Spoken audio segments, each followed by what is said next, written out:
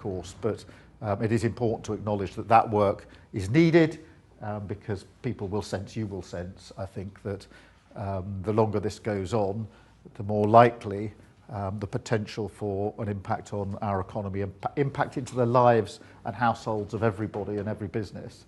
And our job is to get ahead of that, to look around the corner, assess the risk, monitor the risks, and work with others in relation to that. And then the final thing I just wanted to talk to you about, and we're going to have a Q&A in a minute so I can get the benefit of your views, which will be really helpful from my point of view, is this really sad feature in many ways of a conflict like this, which is some people will try to use it to divide communities in this country and tear people apart. And we mustn't let that happen. I find one of the most powerful arguments that if you think of all the people who are stuck in the region, anxious about their own safety, wanting to get home, they come from all backgrounds. They come from all walks of life. And the last thing they want, or their families here want, is anybody trying to divide. Because this is a time when we need to come together as a country, stand behind our principles and our values, and not let people divide us.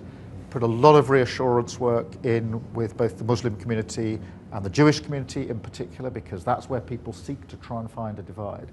But we're also setting out our social cohesion plan today, which is a broader piece of work about how we bring people together as a country, make sure that we build on what we all care about, which is very much pride in our communities, pride in who we are as a country, pride, of course, in the places that we all come from. Everybody's got a pride about where they come from.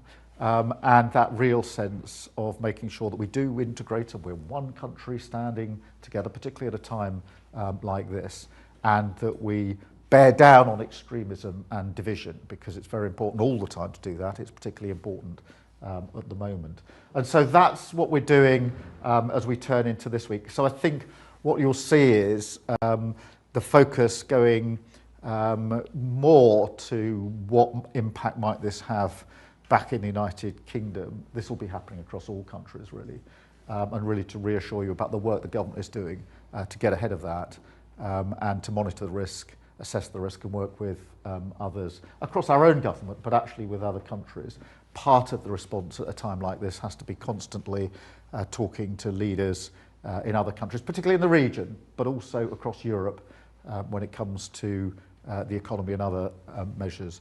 So that's all I'll say for now. I think I've got some questions from you, so this is your chance. Anybody got any questions that they want to ask? I think we'll do the old-fashioned way of putting a hand up, if that's all right. Yes, I'll try and do a question behind me whilst facing this way.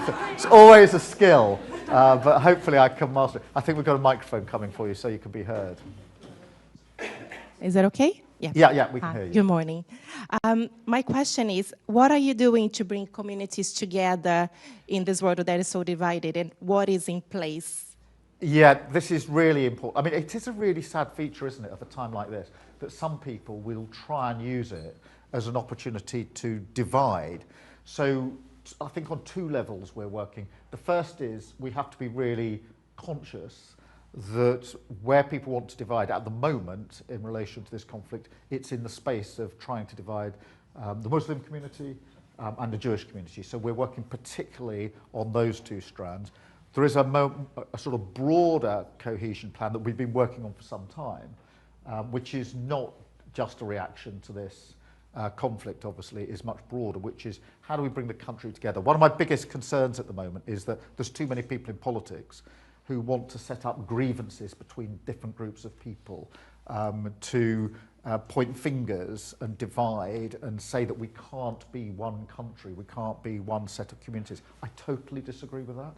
I think one of the great things about this country is we're a diverse country where we prove actually that different people can live alongside each other in a tolerant way with our values. And actually that's more than just an observation on who we are as a country, it's what we are as a country. That is us. And we should hold that close, we should be proud of it. And so the cohesion plan is intended to make sure that everything is being put in place to support the work we're doing there. Let us go to another question. Yes, please. So you plan to have a ban on social media for under 16-year-olds? Obviously, a lot of young people use social media and view it as an asset. How do you plan to actually consult young people more into policy making if this is a huge disagreement between you and young people? Well, look, thank you for raising that. I see you've got My Life, My Say On, which is a great organisation that we've worked with for a long time. We're consulting on it, so no decisions have been made yet, and I want the voice of young people in that consultation. I'm very, very interested to hear. How do you see that practically being happened, though? Well, the consultation is just starting its course, so there are lots of ways you can get involved in that. I'll make sure my team give you all the details, but also we need to set up discussion points. Maybe with My Life, My Say might be one way of doing it, shouldn't be the only way of doing it. So we'll make sure that young people have their say. They must have their say in this, because there are different views here, and that's the whole point of the consultation. So thank you for raising that. Let me go across to this side of the room. What are we doing about the housing crisis? What is being done about the housing crisis? There are 400,000 people homeless here in England alone. So Yeah, well, there are two separate strands here. One is homelessness, where we've put in a huge amount of investment to deal with homelessness, to get people into shelter, but also more than just into shelter, because for many people who've got homelessness issues, it's about the support that needs to go in as well, in terms of maybe health issues, work issues, etc. So there's the roof over the head element to it. That is vital, but on its own it's not enough.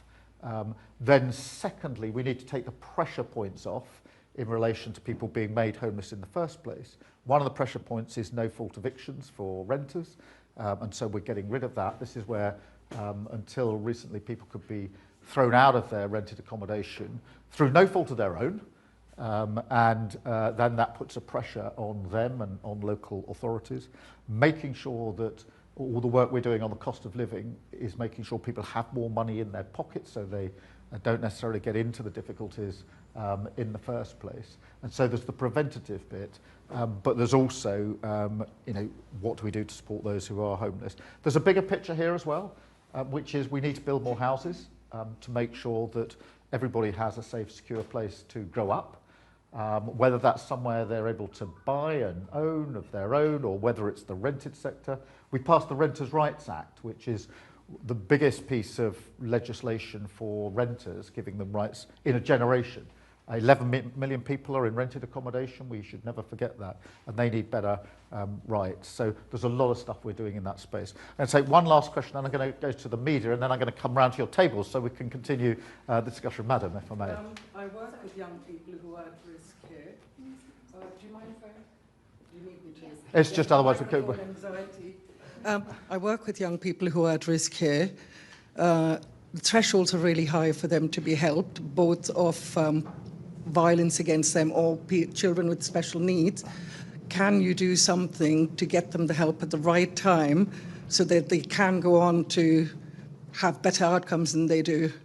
It's vital that we do, and all of the evidence is absolutely clear that you need to intervene early, because if you miss those opportunities, it can take a lifetime before you can turn it around. So putting more resource in. We've got a youth strategy which was put together with young people.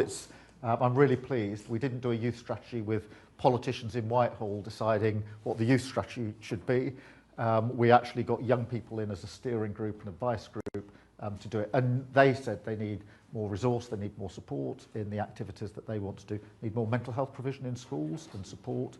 We're looking at the SEND, the special educational needs in schools, to see how we can improve there. But across the board, we have to do more of that. I'll come back to you and have a discussion about it. Can I just go? I think we've got two questions from the media. Catherine, I think you first, and then we've got David here as well. Catherine. Thank you, Prime Minister. President Trump has said, among other things, that he's disappointed in you, that you're no Churchill, and that gas and oil prices going through the roof is, quote, a small price to pay.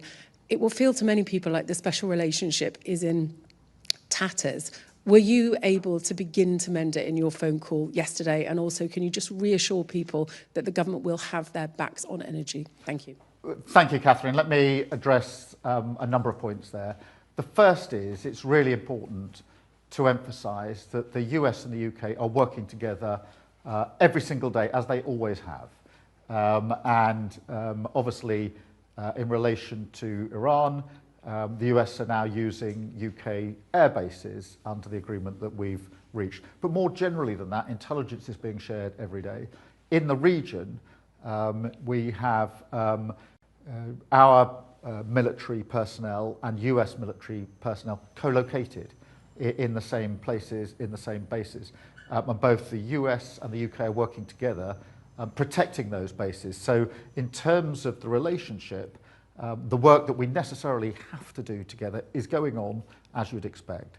I had a telephone call with President Trump yesterday talking about the conflict in Iran and the region and what we were doing together, and that was important in terms of the ongoing discussion. But the discussion with our US counterparts is happening at all levels, all of the time, every single day. That's the nature of the relationship. What I would say is this, is that decisions about what's in Britain's best interests are decisions for the Prime Minister of Britain. And that's how I've approached all of the questions and all the decisions that I've had to make. It is really important, that's a fundamental principle, that it is the UK Prime Minister, who everybody expects, the people of the United Kingdom would expect, that the UK Prime Minister would make the decisions using our values, our principles, in the best interest of our country. And it's really important that we are very, very clear about that principle.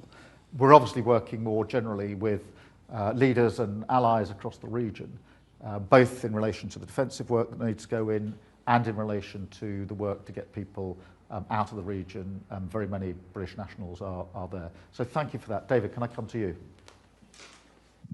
Thanks very much, Prime Minister. Yeah, just want to ask about, you've come here today to acknowledge the cost of living pressures that this situation in Iran could present for people here in this room and across the country. That they're going to be worried about their pockets and the effect on the money in their pockets. What practical steps might we actually see from the government to help people across the country?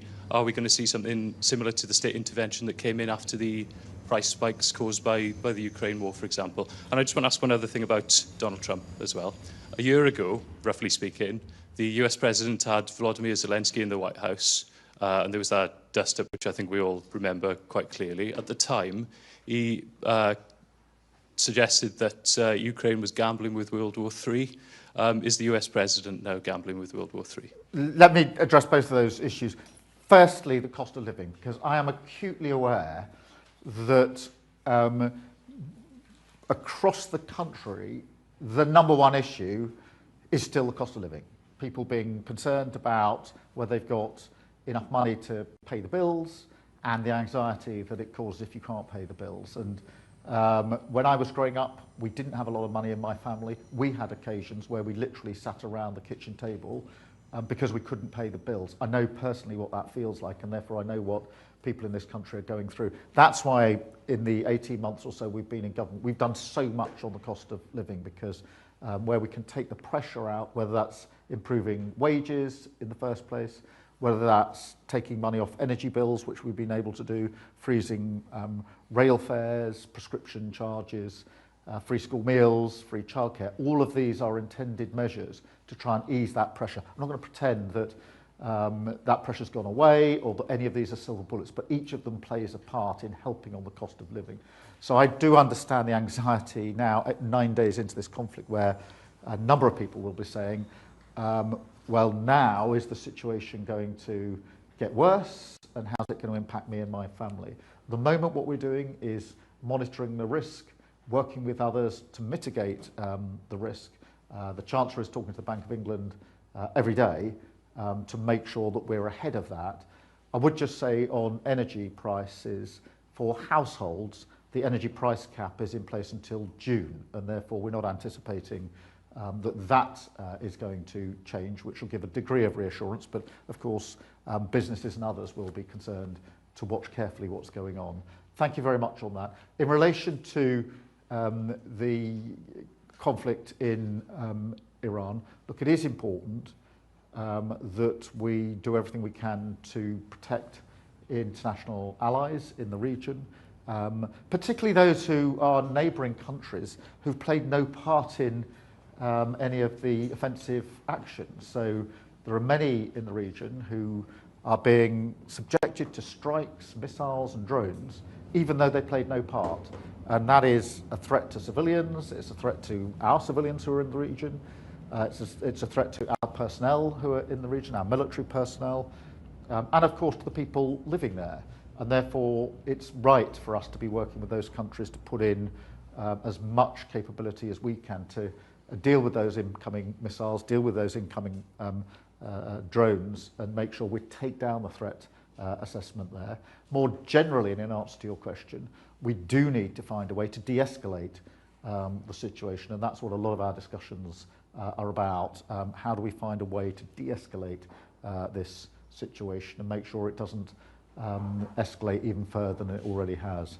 Thank you very much. I'm going to now sit down. I think this looks like the empty chair, so I'll come here first and then move around, and I'll come back to you on your questions.